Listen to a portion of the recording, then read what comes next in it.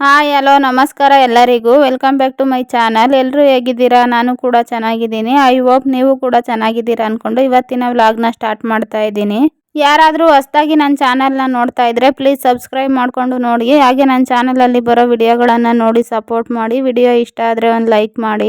ಇವತ್ತು ಬಂದು ಸೋಮವಾರ ಬೆಳಗ್ಗೆಯಿಂದನೇ ವ್ಲಾಗ್ನ ಸ್ಟಾರ್ಟ್ ಮಾಡ್ತಾ ಇದ್ದೀನಿ. ಸ್ವಲ್ಪ ಬಟ್ಟೆ ಇದ್ದು ಅವನು ಎಲ್ಲ ಒಗ್ದಾಕಿ ಬಾಗ್ಲು ಕಸ ಎಲ್ಲ ಗುಡಿಸಿ ಬಾಗ್ಲಿಗೂ ನೀರು ಹಾಕಿ ರಂಗೋಲಿಯನ್ನು ಹಾಕಿದೆ.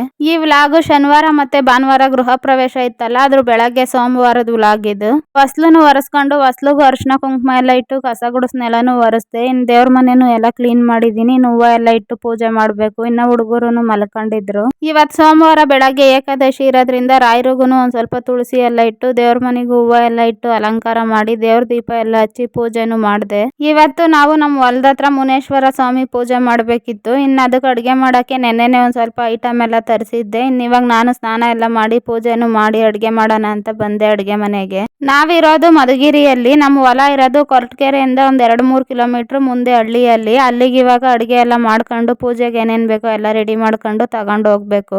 ಒಂದು ಕಡೆ ಸ್ಟವ್ ಮೇಲೆ ಅನ್ನಕ್ಕೂ ಇಟ್ಟಿದ್ದೀನಿ. ಹಾಗೆ ಇನ್ನೊಂದು ಕಡೆಗೆ ಕುಕ್ಕರಲ್ಲಿ ಒಂದು ಸ್ವಲ್ಪ ಬೇಳೆ, ಟೊಮೊಟೊ, ಬೆಳ್ಳುಳ್ಳಿ ಅದನ್ನೆಲ್ಲ ಕೂಗಿಸ್ಬಿಟ್ಟು ನೀಟಾಗಿ ಒಂದ್ಸರಿ ಸ್ಮ್ಯಾಶ್ ಮಾಡ್ಕೊಂಡಿದ್ದೀನಿ. ನಾನು ತರಕಾರಿ ಸಾಂಬಾರು ಮಾಡ್ತಾ ಇರೋದು.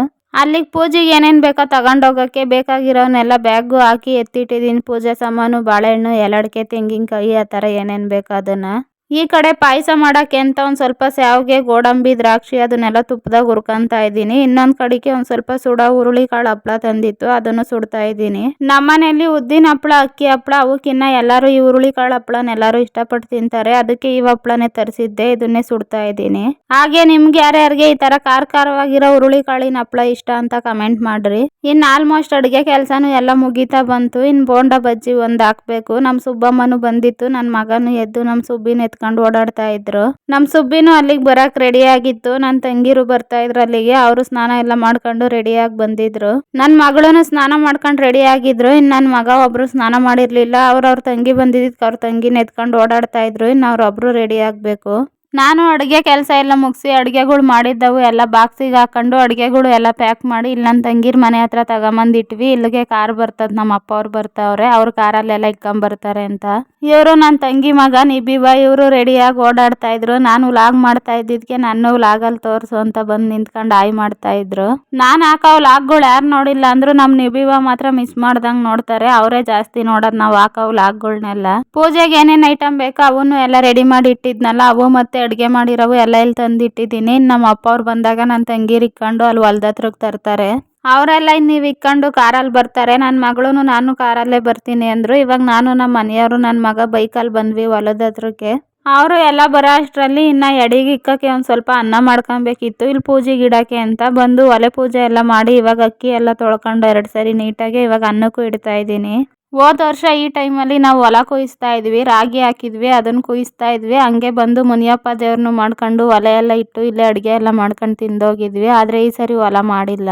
ಈ ಕಡೆ ಅಂಗಡಿ ಮತ್ತೆ ಮೇನ್ ರೋಡು ಆ ಥರ ಎಲ್ಲ ಏನಿಲ್ಲ. ವಾತಾವರಣ ಇಲ್ಲಿ ಚೆನ್ನಾಗೈತೆ. ಫುಲ್ಲು ಗ್ರೀನರಿ ಆಗಿ ಬರೀ ಪಕ್ಷಿಗಳ ಸೌಂಡು, ನವಿಲು ಅವೆಲ್ಲ ಓಡಾಡ್ತಾ ಇರ್ತವೆ. ಚೆನ್ನಾಗಿತ್ತು ಇಲ್ಲಿ ಪ್ಲೇಸು. ನನ್ನ ಮಗನೂ ಸೌದೆಗಳೆಲ್ಲ ಹುಡುಕಿ ಮುರಿದು ತಗೊಂಡೋಗಿ ಒಲೆಗೆ ಇಡ್ತಾ ಇದ್ರು. ಇನ್ನು ಅನ್ನನೂ ಬೆಂದಿತ್ತು, ಅನ್ನನೂ ರೆಡಿ ಆಗೈತೆ. ಅನ್ನನೂ ತಗೊಂಡೋಗಿ ಪೂಜೆ ಹತ್ರ ಎಲ್ಲ ಇಟ್ಟು ಇನ್ನು ಪೂಜೆಗೂ ರೆಡಿ ಮಾಡ್ಕೊಬೇಕು.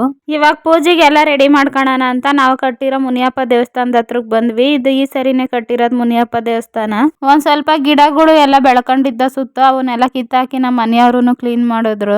ಮೊದ್ಲು ಈ ಥರ ದೇವಸ್ಥಾನ ಎಲ್ಲ ಏನು ಕಟ್ಟಿರ್ಲಿಲ್ಲ. ಸುಮ್ಮನೆ ಬೆನ್ಕನ್ನೆಲ್ಲ ಇಟ್ಟು 3 ಬೆನ್ಕನ್ನು ಇಟ್ಟು ಅದಕ್ಕೆ ಪೂಜೆ ಮಾಡ್ತಿದ್ವಿ. ಇವಾಗ ಚಿಕ್ಕದಾಗಿ ಒಂದು ಸ್ವಲ್ಪ ಕಡಪ ಕಲ್ಲೆಲ್ಲ ಹಾಕಿ ದೇವಸ್ಥಾನದ ಥರ ಕಟ್ಟವ್ರೆ.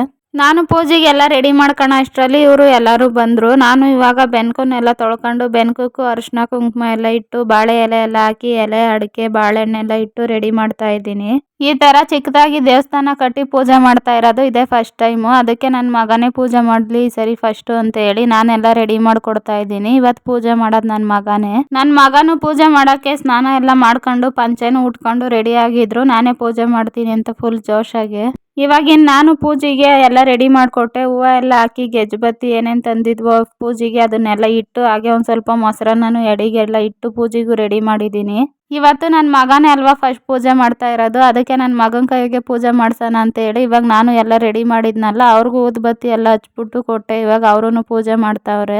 ಅವ್ರಿಗೆ ಬೆಂಕಿ ಅಂದ್ರೆ ಒಂದು ಸ್ವಲ್ಪ ಭಯ, ಅದಕ್ಕೆ ನಾನೇ ದೀಪ ಎಲ್ಲ ಹಚ್ಚಿ ಊದ್ಬತ್ತಿನೂ ನಾನೇ ಹಚ್ಕೊಟ್ಟೆ. ಇವಾಗ ಅವರೆಲ್ಲ ನೀಟಾಗಿ ಬೆಳಗ್ಗೆ ಪೂಜೆ ಮಾಡ್ತಾವ್ರೆ. ಹಾಗೆ ಈ ದೇವಸ್ಥಾನ ಕಟ್ಟಿರೋದ್ರಿಂದ ಒಂದು ಹುತ್ತ ಐತೆ, ಅದಕ್ಕೂ ಎಲ್ಲ ಪೂಜೆ ಮಾಡ್ತಾವ್ರೆ. ನನ್ನ ಮಗ ಪೂಜೆ ಮಾಡಕ್ಕೆ ಈ ತರ ಪಂಚೆ ಎಲ್ಲ ಉಟ್ಕೊಂಡು ರೆಡಿ ಆಗಿದ್ದಕ್ಕೆ ನನ್ನ ಮಗಳು, ನನ್ನ ತಂಗಿ ಮತ್ತೆ ನಮ್ಮ ಅಕ್ಕನ ಮಕ್ಳು ಎಲ್ಲರೂ ರೇಗಿಸ್ತಾ ಇದ್ರು ಪೂಜಾರರು ಬಂದವ್ರೆ ಅಂತ. ನಮ್ಮನೇಲಿ ಈ ಸರಿ ಈ ತರ ಚಿಕ್ಕ ದೇವಸ್ಥಾನದ ತರ ಕಟ್ಟಿರೋದಕ್ಕೆ ನಮ್ಮ ಅಜ್ಜಿ ಪುರೋಹಿತರನ್ನ ಕರೆಸಿ ಪೂಜೆ ಮಾಡ್ಸೋಣ ಅಂತ ಹೇಳ್ತಾ ಇದ್ರು. ಅದಕ್ಕೆ ನಾನೇನ್ ಬೇಡ, ಅವಾಗ್ಲಿಂದಾನು ನಮ್ಮಲ್ಲೇ ಯಾರಾದ್ರೂ ಒಬ್ರಲ್ವಾ ಪೂಜೆ ಮಾಡಿರೋದು, ಅದಕ್ಕೆ ಈ ಸರಿ ಇನ್ನೇನ್ ಕರ್ಸೋದು ಆ ತರ ಎಲ್ಲ ಏನ್ ಬೇಡ, ನನ್ನ ಮಗನ ಕೈಯಲ್ಲೇನೆ ಪೂಜೆ ಮಾಡ್ಸೋಣ ಅಂತ ಹೇಳಿ, ಮಕ್ಳುನು ದೇವ್ರ ಸಮಾನ ಅಲ್ವಾ, ಅವ್ರ ಕೈಯಲ್ಲೇನೆ ಮೊದ್ಲು ಪೂಜೆ ಮಾಡ್ಸೋಣ ಆಮೇಲೆ ನಾವು ಮಾಡೋಣ ಅಂತ ಹೇಳಿ ಈ ಸರಿ ನನ್ನ ಮಗನ ಕೈಯಲ್ಲೇನೆ ಪೂಜೆ ಮಾಡಿಸಿದ್ದು. ನನ್ನ ಮಗ ಪೂಜೆ ಮಾಡಿದ್ಮೇಲೆ ನಾನು ಪೂಜೆ ಮಾಡಿದೆ. ಇವಾಗ ನನ್ನ ಮಗಳು ಬಂದು ಪೂಜೆ ಮಾಡ್ತಾವ್ರೆ. ಹಾಗೆ ಇವಾಗ ಎಲ್ಲರೂ ಒಬ್ರೊಬ್ರು ಪೂಜೆನೂ ಮಾಡ್ತಾವ್ರೆ.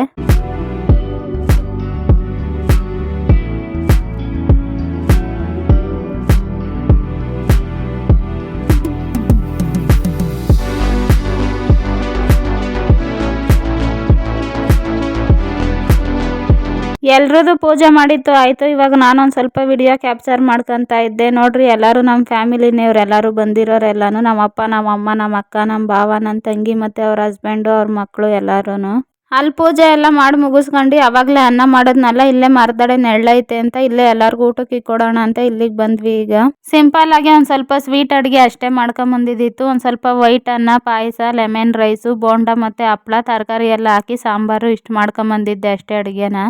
ನಾವೆಲ್ಲ ವರ್ಷನೂ ಕಾರ್ತಿಕ್ ಸೋಮವಾರ ಬರ್ತದಲ್ಲ, ಅದ್ರಲ್ಲಿ ಯಾವ್ದಾದ್ರು ಒಂದು ಸೋಮವಾರದಲ್ಲಿ ಮಾಡ್ತಾ ಇದ್ವಿ. ಮೊನ್ನೆ ನನ್ನ ತಮ್ಮಂಗೆ ಆಕ್ಸಿಡೆಂಟ್ ಆಗಿತ್ತಲ್ಲ, ಅವಾಗ ನಾವು ಮಾಡೋಣ ಅನ್ಕೊಂಡು ಅವನಿಗೆ ನೋಡಿದ್ರೆ ಭಾನುವಾರನೇ ಹಂಗಾಗಿತ್ತು, ಮಾಡೋಕ್ಕಾಗಿರ್ಲಿಲ್ಲ. ಅದಕ್ಕೆ ಇವಾಗ ಮಾಡ್ತಾ ಇರೋದು. ನಾವು ಅವಾಗ ಅನ್ಕೊಂಡಿದ್ದು ಬಂದು ಎಲ್ಲರೂ ಇಲ್ಲೇ ಪೂಜೆ ಮಾಡಿ ಅಡುಗೆನೂ ಎಲ್ಲ ಇಲ್ಲೇ ಮಾಡ್ಕೊಂಡು ತಿಂದು ಹೋಗೋಣ ಅಂತ. ಆದರೆ ಟೈಮು ಏನು ಮಾಡೋಕ್ಕಾಗ್ತದೆ, ನಾವು ಅನ್ಕೊಂಡು ಟೈಮ್ಗೆ ಮಾಡೋಕ್ಕಾಗಲ್ವಲ್ಲ. ಇವಾಗ ಎಲ್ರಿಗೂ ಊಟಕ್ಕೂ ಇಕ್ಕೊಟ್ಟು ನಾನೊಂದು ಗ್ಲಾಸ್ ಪಾಯಸ ಕುಡಿಯೋಣ ಅಂತ ಹಾಕೊಂಡು ಪಾಯಸ ಕುಡಿತಾ ಇದ್ದೀನಿ. ಅವರು ಎಲ್ಲ ದೊಡ್ಡಬಳ್ಳಾಪುರದಿಂದ ಬರೋದು, ಮತ್ತು ನಾನು ಇಲ್ಲಿಂದ ಎಲ್ಲ ರೆಡಿ ಮಾಡ್ಕೊಂಡು ಅಡುಗೆ ಎಲ್ಲ ಮಾಡ್ಕೊಂಡು ಇಲ್ಲಿ ಬಂದು ಪೂಜೆಗೆ ಎಲ್ಲ ರೆಡಿ ಮಾಡ್ಕೊಂಡು ಮಾಡೋ ಅಷ್ಟೊತ್ತಿಗಾಗಲೇ ಟೈಮ್ 2:30-3 ಗಂಟೆನೇ ಆಗಿತ್ತು.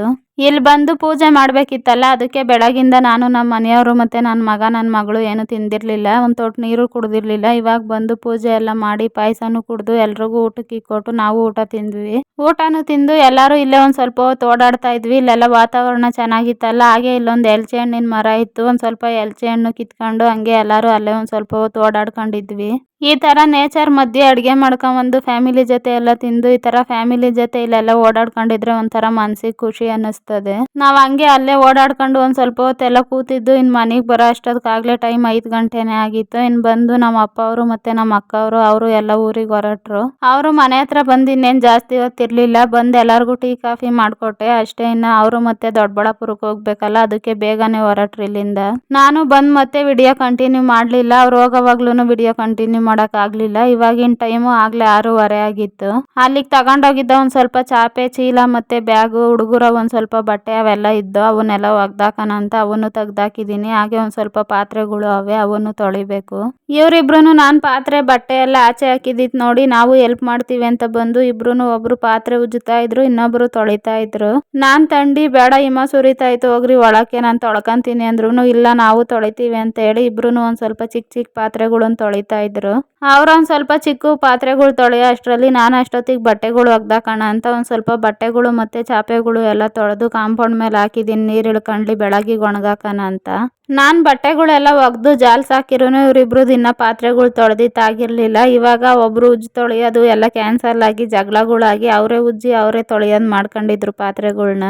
ನಿಮ್ಮನ್ನೇ ಬಿಟ್ಟರೆ ಇವತ್ತೆಲ್ಲ ತೊಳಿತೀರಾ ಅಂತ ಹೇಳಿ ಇವಾಗ ನಾನೇ ಪಾತ್ರೆಗಳು ದೊಡ್ಡವೆಲ್ಲ ಇದ್ವಲ್ಲ, ಇನ್ನೊಂದು ಸ್ವಲ್ಪ ಅಲ್ಲಿಗೆ ತಗೊಂಡೋಗಿದ್ದೋ ಬಾಕ್ಸ್ ಎಲ್ಲ, ಅವನ್ನೆಲ್ಲ ಉಜ್ತಾ ಇದ್ದೀನಿ ಪಾತ್ರೆಗಳ್ನ. ನನ್ನ ಮಗಳು ತೊಳಿತಾ ಇದ್ರು.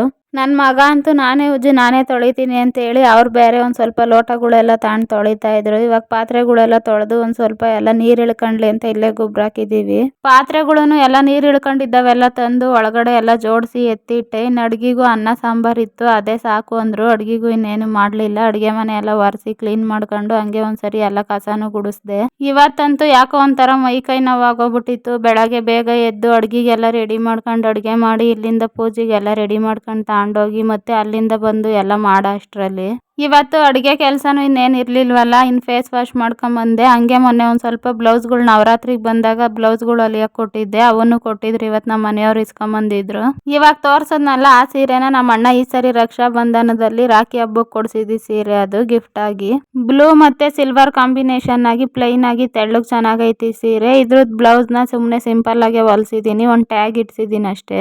ಈ ಸೀರೆ ಬಂದು ಈ ಸರಿ ವರಮಹಾಲಕ್ಷ್ಮಿ ಹಬ್ಬ ಕೊಡಿಸಿದ್ನಲ್ಲ ಆ ಸೀರೆ. ಈ ಸೀರೆ ಒಂಥರ ಗ್ರೀನು ಮತ್ತೆ ಯೆಲ್ಲೋ ಕಲರ್ ಮಿಕ್ಸ್ ಆಗಿ ಒಂದು 3 ಕಲರ್ ಮಿಕ್ಸ್ ಐತಿ ಸೀರೆಯಲ್ಲಿ. ಸೀರೆ ಚೆನ್ನಾಗೈತದು. ಇದೇ ತಾಂಡಿದೈತಿ ಸರಿ ವರಮಹಾಲಕ್ಷ್ಮಿ ಹಬ್ಬಕ್ಕೆ.